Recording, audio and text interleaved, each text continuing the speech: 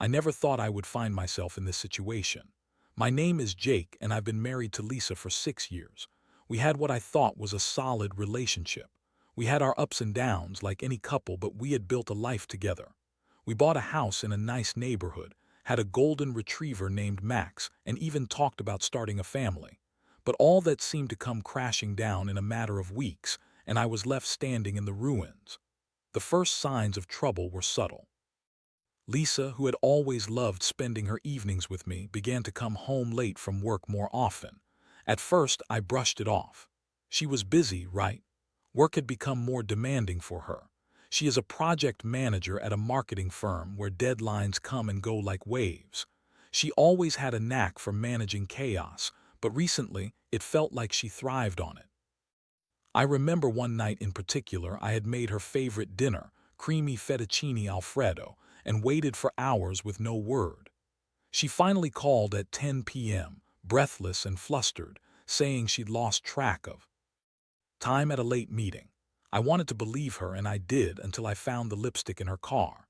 It was a bright red tube, the same color she had said she'd never wear. Lisa had always favored more understated shades. I remember finding it while cleaning out her car, looking for a receipt to return a blender she insisted we didn't need. My heart sunk when I picked it up, examining it like it was a smoking gun. I could feel the walls closing in around me. I just knew it wasn't hers. After that, I started noticing other little things. The scent of perfume that wasn't hers lingering on her clothes, her phone buzzing at odd hours, and her sudden need for me time. She would say she was going for a run or meeting up with friends. But the night stretched on, and my unease grew. I wanted to confront her, to get to the bottom of this, but I didn't want to leap to conclusions without hard evidence. I was still holding on to the hope that maybe I was just being paranoid. But the hammer dropped when I found her phone left unattended one evening. I hesitated before picking it up, a tight knot of anxiety forming in my stomach. It was a risk, but I needed to know. The notifications were a barrage of messages between Lisa and a guy named Mark. My heart raced as I thumbed through the texts. They were flirty, downright sexual in some instances. I felt sick. They were sending memes, but beneath the humor lay something darker. Words of longing and desire, plans to meet up, and even some private jokes that I was clearly not a part of. I clicked through the images, selfies of Lisa looking happy, carefree, and without me. I was trembling by the time I confronted her. I tried to keep my voice steady, but the weight of betrayal made me feel like I was carrying a boulder.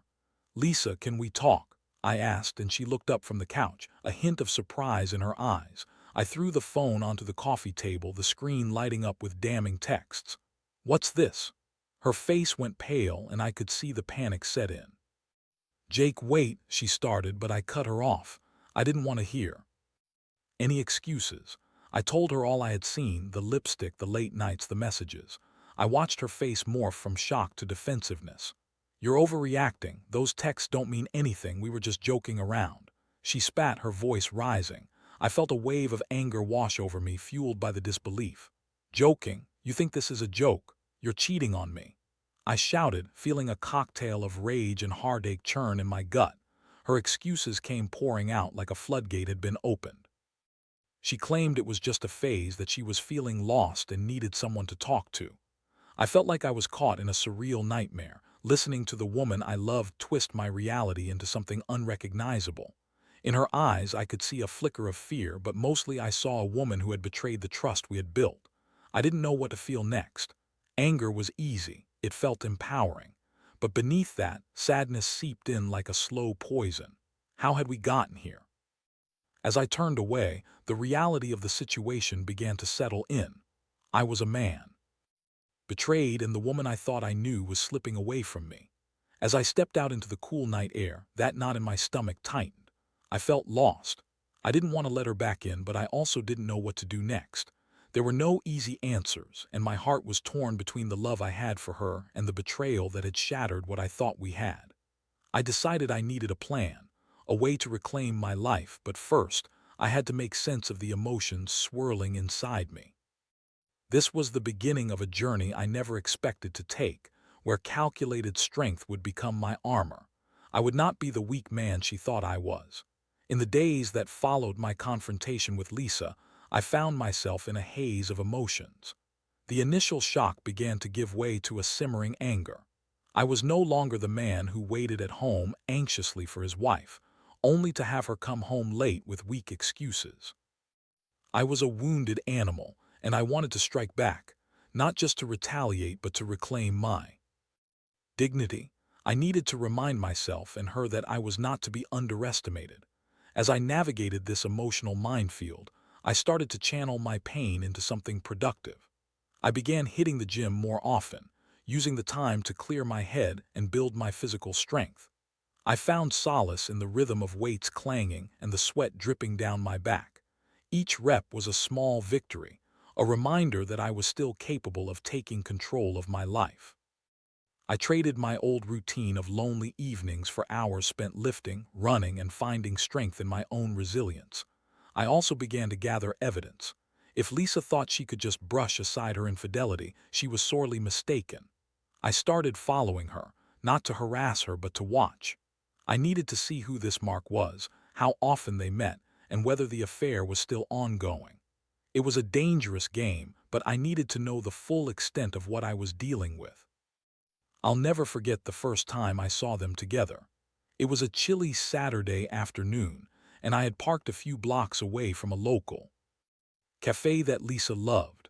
I sat there, anxiously gripping the steering wheel, my heart pounding as I scanned the entrance. I waited for what felt like an eternity until I finally spotted her, laughing, her head thrown back and that familiar sparkle in her eyes. But the moment was hollow because that sparkle wasn't meant for me. It was directed at him. Mark was tall and lean, a few years younger than me, with tousled hair and a smile that seemed to light up the world around him. The way she leaned in, brushing against his arm, made my stomach churn. I was filled with betrayal, not just because she was with him, but because she was so relaxed, so at ease. This was the woman who had claimed to be feeling lost and confused. Yet here she was, radiating happiness in someone else's presence. It made my blood boil. After that day, I made it my mission to gather as much information as I could. I wanted to put a face to the betrayal and to find out how deep their connection ran. I learned that they frequented the same places, often meeting at cafes or restaurants I had once thought just for us. It felt like I was living in a terrible film, one where I was the protagonist watching my own life unravel. It was unbearable, but the more I learned, the more empowered I felt. I knew that I had to formulate a plan that would expose her infidelity, and that would also serve as a wake-up call for Lisa. It was no longer about salvaging our marriage. That bridge had been burned. It was about making her realize that she couldn't just toy with people's hearts without consequences. I devised a strategy that would involve confronting her with undeniable proof. I started taking screenshots of their conversations, noting the times and places of their meetings. I was meticulous, gathering details to present to her in a manner that she couldn't refute. I wanted her to see how foolish she had been, to understand that she had underestimated the very man she had betrayed. I also reached out to a few close friends, leaning on them for support. I shared the situation with my buddy Dave, who had always been a sounding board for my troubles. He was furious on my behalf and quickly became my ally. Together, we brainstormed ways to confront Lisa that would make it clear that I was no longer the man she could walk over. Dave even suggested we stage an event where I would invite Lisa, Mark, and a few other friends, ensuring that everything would be exposed in front of a crowd. It was reckless, but the thought of it sent a thrill through me. As the days turned into weeks, I felt a growing sense of clarity. I was no longer the victim in this story. I was the author. I took back the narrative from Lisa, and I began to feel a newfound strength surging within me. I knew that the time for confrontation was drawing near, and with each passing day, I became more resolute in my decision to unveil the truth. But beneath the bravado, a part of me still mourned the loss of the marriage I once cherished. Each new piece of evidence was a reminder of what I had lost, a reminder of the love that had been replaced by betrayal. I wanted to scream at her, to make her feel the pain she had inflicted on me, but I also realized that I needed to be calculated. This was not just about revenge. It was about reclaiming my self-respect. The stage was set for the confrontation I had long anticipated, and I couldn't shake the feeling that it would be a turning point. I would show Lisa that I was anything but weak, and that the calculated strength I had found would not only help me heal, but also help me move on from her betrayal once and for all. The night of the planned confrontation arrived faster than I had anticipated. My stomach was a swirl of nerves and adrenaline. I wanted to be composed, to show Lisa that I was no longer the man who would simply take her lies and deceit. I had requested a casual get-together with a few friends at a local bar, but this was far from just a friendly gathering. I had invited Mark, the man who had come between us, under the guise of wanting to get to know him better. It was a bold move, but I felt it was necessary to put everything on the table. As I arrived at the bar, I found myself pacing outside for a moment, trying to collect my thoughts. The place was buzzing with energy. My friends were already inside, chatting and laughing, but tonight's focus would be on the truth. I took a deep breath and stepped inside, scanning the room until I spotted Lisa at the bar, talking animatedly with a few friends. She hadn't seen me yet, and that was just fine. I wanted to observe her in her element. I watched as she laughed, her smile wide and genuine, the way it used to be before I uncovered her betrayal. But the laughter felt hollow now, knowing it was often shared with someone else. Mark arrived shortly after, strolling in with a casual confidence that irked me. He went straight to Lisa, and I felt a surge of anger as I watched them greet each other with an intimacy that made my skin crawl. This was the moment I had been building up to, and I knew I had to act. I approached them, casually joining the conversation as if nothing was wrong. "Hey, Lisa. Great to see you," I said, forcing a smile that felt more like a grimace. She turned, her eyes widening in surprise as she registered my presence. "Jake, I didn't know you'd be here," she said, her voice tinged with a mix of guilt and feigned innocence. I could tell she was caught off guard, and part of me relished that. I made small talk, weaving my way into the group, but I could feel the tension rising. Mark was trying to act casual, but I could see the flicker of worry in his eyes when he caught my gaze. I kept things light for a while, trying to gauge Lisa's reactions.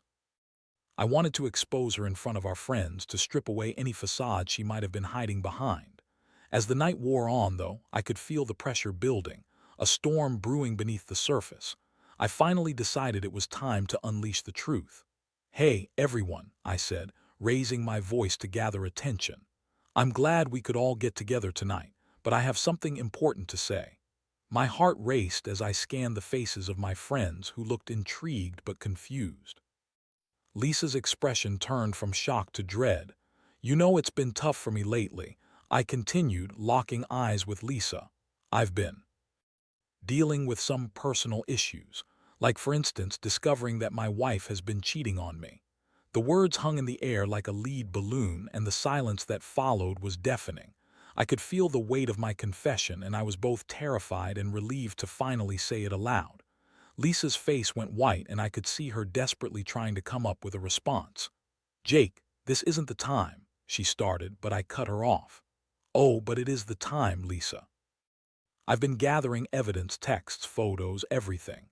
I pulled out my phone and began scrolling through the messages I had saved. The faces of my friends shifted from confusion to alarm as I read some of the more explicit texts they had exchanged. I watched as Lisa's composure crumbled, her cheeks flushed with humiliation. "Why, Mark, was it worth it to come between us?" I asked, turning to him.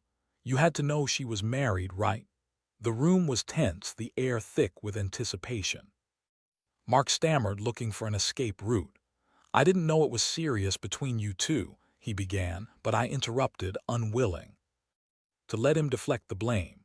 I turned back to Lisa, whose eyes were now filled with fear and regret. "This isn't just about you and him," I said coldly. "It's about the lies you've spun for months. You've treated me like a fool, and I won't stand for it any longer." My voice was steady, but inside I was a whirlwind of emotions, anger, sadness, and a hint of satisfaction at finally confronting her. Lisa opened her mouth to protest, but the words caught in her throat. Her friends shifted uncomfortably, unsure of how to react. I could feel their glances darting between Lisa and me, the tension palpable. This wasn't just a confrontation, it was a reckoning. "I thought we had something real," I said, my voice lowering. "But you've thrown it away for what? A joke? A fling?" I moved closer to her, my voice barely above a whisper. "You made me believe I was the problem, but really you were the one who didn't value our marriage." As the weight of my words sank in, I saw her eyes glistening with tears, but I didn't feel pity. I was done feeling sorry. For her, if she thought she could manipulate my feelings and get away with it, she had another thing coming. I wanted her to understand that I would no longer be the man she could walk all over. The room was silent, my friends stunned into inaction as they witnessed the unraveling of a relationship that had once seemed so solid. My heart raced as I prepared to deliver the final blow. "I'm done, Lisa. This marriage is over. You've made your choice and now I'm making mine." With those words, I turned on my heel, leaving the bar with a sense of empowerment flooding through me. I had drawn my line in the sand. I wasn't weak and I wouldn't let her manipulate me anymore. As I stepped outside into the cool night air, I felt lighter, like a burden had been lifted.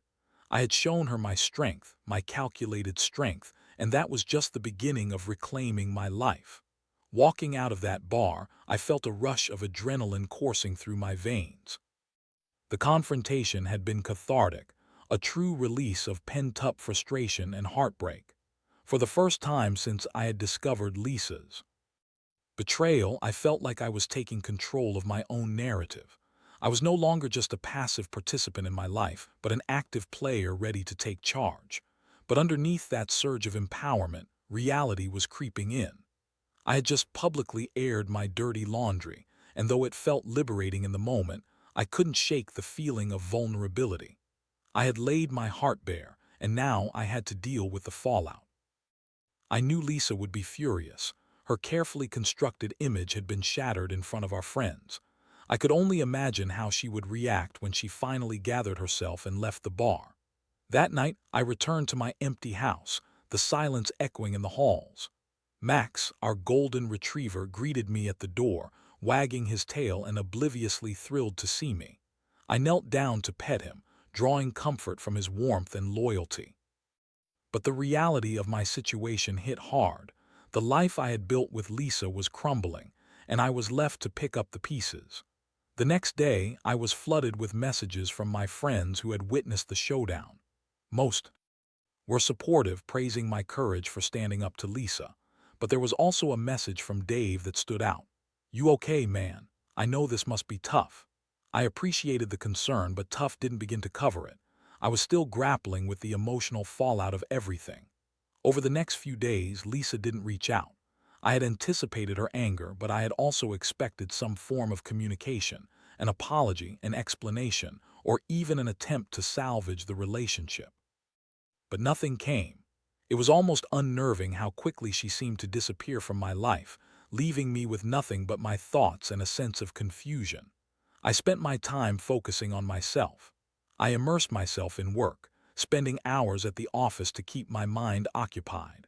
I finally took the plunge and joined a local support group for people who had experienced infidelity. While it was daunting to share my story with strangers, it was also therapeutic. Hearing others' experiences helped me realize that I was not alone in my pain. We were all navigating heartbreak in different ways, and it was comforting to know that there was a community of people who understood. But deep down, I still felt an itch to confront Lisa again. I wanted closure not just for her sake, but for my own. I couldn't bear the thought of our last interaction being one of anger and resentment. I wanted to understand what had gone wrong, why she had chosen to betray our marriage, and what had driven her to seek comfort in another man. Though I was strong now, I craved clarity. It wasn't long before I got my chance. A week after the confrontation, I received a text from Lisa.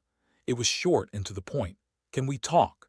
A mix of emotions washed over me, surprise, apprehension, and a flicker of hope. I knew I had to face her again, but this time I was armed with a newfound strength and resolve. We agreed to meet at a small coffee shop, the same one where we had shared countless laughs and dreams. I arrived early, ordering a black coffee and watching the door, my heart racing.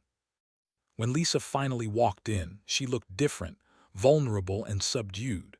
Her typical bravado was gone, replaced by a heaviness that hung in the air around Jake, she said softly, taking a seat across from me.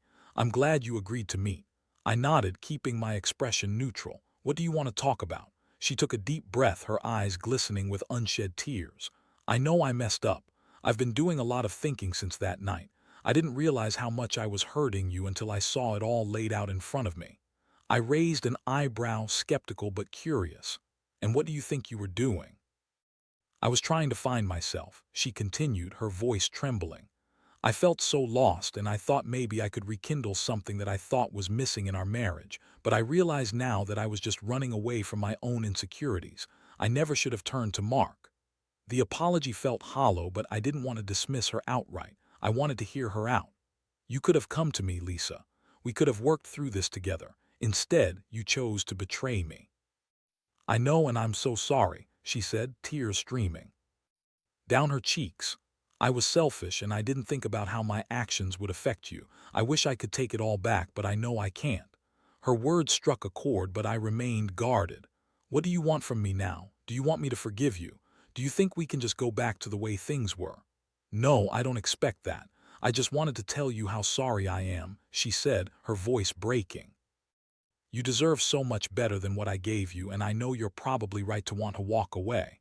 But I want to work on myself to become a better person, whether it's for you or for me. I sat in silence, weighing her words. Part of me wanted to believe her, to see if there was a sliver of hope for redemption. But another part of me knew that trust was a fragile thing. It could be shattered in an instant, and rebuilding it was no easy feat. I appreciate your honesty, Lisa, I finally said, my voice steady. But right now, I need time to think about what I want. I can't just forgive and forget. You broke something that was precious to me. I understand, she replied, wiping her tears. I'll give you space. Just know that I am willing to do whatever it takes to make things right. As we parted ways that day, I felt a mix of emotions swirl within me. Lisa had taken a step toward accountability, but it didn't change the fact that she had shattered my trust. While I was open to the idea of forgiveness, I was also committed to my own healing journey. I would take the time I needed to truly reflect on what I wanted moving forward. I had shown her my calculated strength, but now I had to apply that strength to myself and my own journey toward healing. This was a new chapter in my life, one where I would prioritize my own needs and desires. I was no longer the man waiting for a call or a text. I was a man determined to reclaim his narrative and find peace in the chaos. In the weeks that followed my meeting with Lisa, life took on a strange new rhythm. I was living in a world that had shifted dramatically, where the familiar had been replaced by uncertainty. I found myself reflecting on my marriage and the man I had been before everything fell apart. I was no longer just Jake, the husband. I was Jake, the survivor, someone who had weathered the storm of infidelity and emerged with a clearer sense of self. As I navigated this new phase, I leaned heavily on my support network. My friends rallied around me, inviting me out for dinners, game nights, and spontaneous adventures. Dave became my rock, a constant source of encouragement who reminded me to focus on myself instead of dwelling on the past. The more time I spent with them, the more I began to rediscover my own passions, hiking, photography, and even trying my hand at cooking new recipes. I was reclaiming pieces of myself that I had set aside during my marriage, and it felt liberating. But Lisa's presence still loomed like a shadow. Even though I had made it clear that I needed space, she continued to reach out intermittently.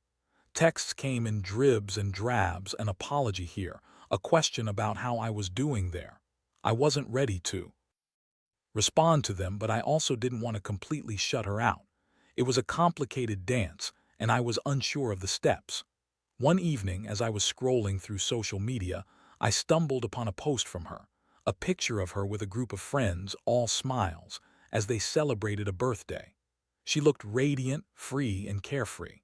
It struck me that she was moving on while I was still grappling with the remnants of our relationship. My heart twisted in my chest, but I quickly reminded myself that I too was on a journey of self-discovery. I couldn't let her life dictate my emotional state. A few days later, I received a message from Lisa that caught me off guard. It was a simple invitation to meet for coffee. No pressure, no expectations. Part of me wanted to ignore it, to keep the distance we had established, but another part of me felt a pull to hear her out again. I wanted to see if she had truly changed, or if she was still the same person who had hurt me so deeply. We met at a small cafe that had once been a favorite spot for us. As I walked in, I felt a mixture of nostalgia and anxiety.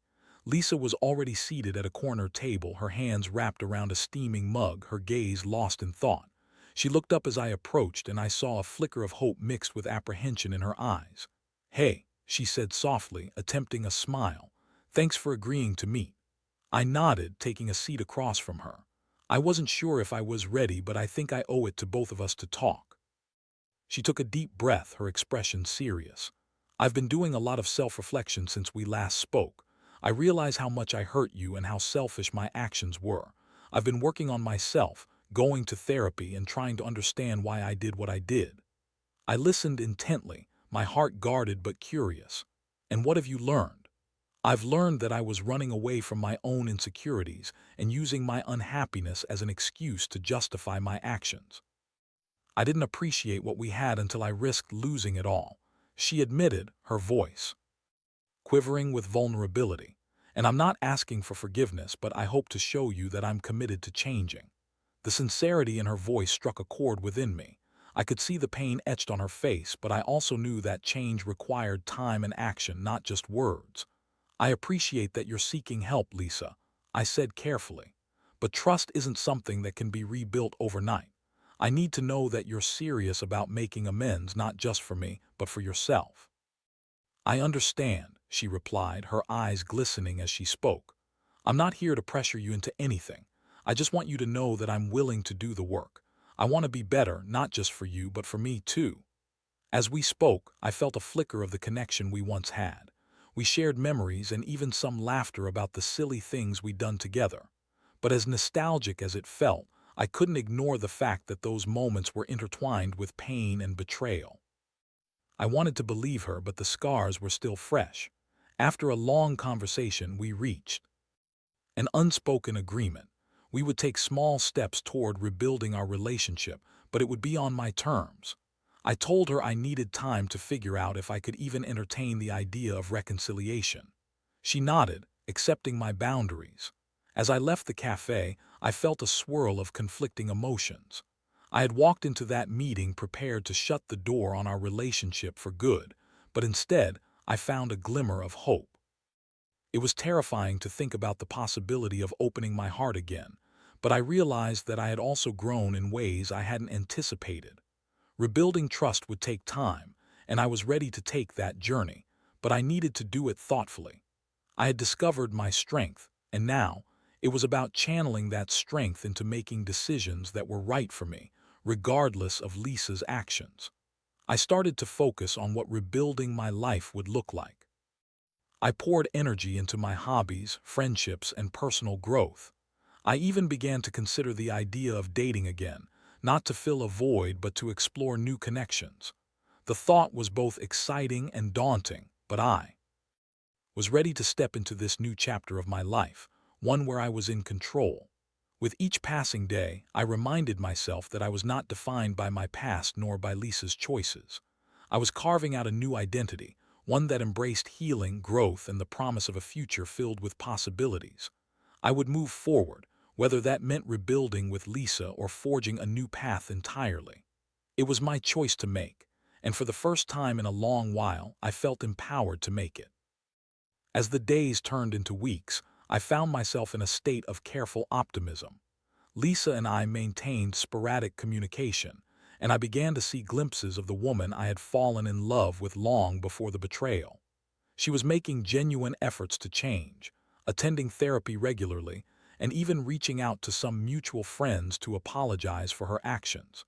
It was clear she was trying to improve herself, but I remained cautious.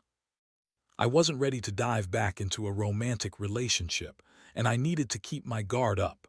One evening, I found myself at a local park, taking a break from my usual routine of the gym and work. I sat on a bench, watching families stroll by and children laugh and play. It reminded me of the dreams Lisa and I had shared about starting a family, but I had to push those thoughts aside. I had made the decision to focus on myself first, my healing, my happiness. That's when I received a text from Lisa. "Can we meet at our favorite cafe? I want to talk about something important." My heart raced. I didn't know what she was going to say. Was it about reconciliation or was it something more serious? I agreed, my mind swirling with possibilities. When I arrived, the cafe was buzzing with life. Lisa was already seated at a table near the window, her hands nervously fidgeting with her coffee cup. As I approached her, I noticed a hint of determination in her eyes. This was different from our previous meetings. She seemed more resolute, more ready to confront whatever lay ahead. "Thanks for coming," she said, her voice steady but soft. "I know we've been taking things slowly, and I appreciate you allowing me that space. But there's something I need to say." I nodded, uncertain of where this conversation would lead. "Go ahead." "I've been doing a lot of thinking about our relationship and where I stand with everything. I know I hurt you deeply and I don't want to gloss over that," she started. "But I also realize something important. I don't just want to be someone who seeks to heal the past. I want to be someone who builds a better future, whether that's with you or on my own." Her words hit home. I appreciated her honesty, but it also made me question my own feelings. "What do you mean by that?" "I believe in the possibility of change, and I want to show you that I can be a better partner," she replied. "But I don't want to put any pressure on you. I respect your decision to take your time. I just want you to know that I'm committed to my own growth, regardless of what happens between us." I took a deep breath, weighing her words. This wasn't just about her wanting me back. It was about her wanting to become a better version of herself. I saw the sincerity in her eyes, but the scars of betrayal still haunted me. "Lisa, I need to be honest too. I'm still processing everything. I want to see you succeed in your journey, but I'm not sure if I can trust you again." "I understand," she said, nodding in agreement. "I don't expect you to jump back into things overnight. I just wanted to lay it all out there. My intentions, my commitment to growth, and my hope for the future." We talked for hours, exploring each other's feelings and fears. I shared my own journey of healing, how I had started to rediscover parts of myself that I had lost in our relationship. There was still a lot to unpack, but this conversation felt different from our previous encounters. It was a conversation grounded in truth, not just apologies. As we wrapped up, I felt a sense of clarity wash over me. I still didn't know what the future held for us, but I also knew that I was no longer the victim of her betrayal. I was writing my own story, one where I had the agency to decide what came next. "Let's take it slow," I suggested, my heart racing at the thought. "We can see where this goes, but I want to be clear that I'm not ready for anything serious yet." Lisa's face lit up with a mixture of hope and relief. "That's all I ask for, time to rebuild trust and see where life takes us." With that agreement, we left the cafe with a new understanding of each other. I felt lighter as I stepped out into the cool evening air, knowing that I was no longer shackled by the past. I was moving forward, cautiously optimistic yet grounded in my newfound strength. As I drove home that night, I reflected on my journey. I had faced betrayal and heartbreak, but I had also discovered resilience and independence. I was no longer defined by someone else's choices. I was reclaiming my narrative, creating a life filled with possibility, and embracing the unknown future. And while the road ahead was uncertain, I felt empowered to face whatever came my way. I had learned that strength wasn't just about retaliating or holding onto anger. It was also about embracing vulnerability, seeking personal growth, and allowing myself the space to heal. In this new chapter of my life, I was ready to explore the depths of my own heart, a heart that was healing, evolving, and perhaps, one day, ready to love again. Whether that was with Lisa or not, I had faith that I would find my way. After all, I had shown her calculated strength, and now it was time to show myself that same strength as I stepped boldly into the future.